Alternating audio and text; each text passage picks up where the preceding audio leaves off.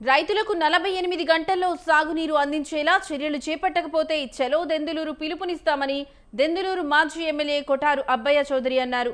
దెందులూరు మండలం కొవ్వాలిలో సాగునీరు అందక ఎండిపోతున్న పొలాలను నాయకులు కార్యకర్తలతో కలిసి ఆయన పరిశీలించారు. గత ప్రభుత్వ హయాంలో రైతులకు సాగునీటి ఇబ్బందులు లేకుండా చర్యలు తీసుకున్నామని, పోలవరం కుడి కాలువ నీటిని అందించడం ద్వారా సీతంపేట కాలువ ఆయకట్టు రైతులతో పాటు గోదావరి ఏలూరు కాలువ ఆయకట్టు రైతులకు సాగునీరు అందించామని వివరించారు.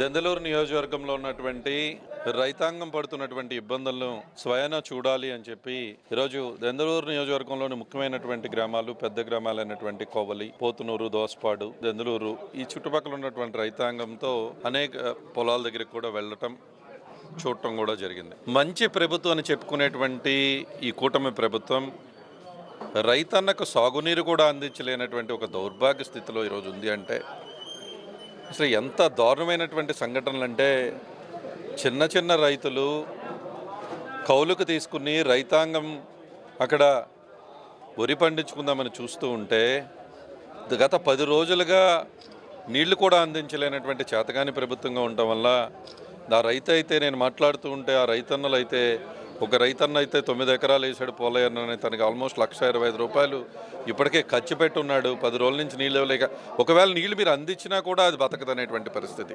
దెందులూరు నియోజకవర్గంలో ఉన్నటువంటి రైతాంగం పడుతున్నటువంటి ఇబ్బందులను స్వయానా చూడాలి అని చెప్పి ఈరోజు దెందులూరు నియోజకవర్గంలోని ముఖ్యమైనటువంటి గ్రామాలు, పెద్ద గ్రామాలైనటువంటి కోవలి, పోతునూరు, దోసపాడు, దెందులూరు ఈ చుట్టుపక్కల ఉన్నటువంటి రైతాంగంతో అనేక పొలాల దగ్గరికి కూడా వెళ్ళటం, చూడటం కూడా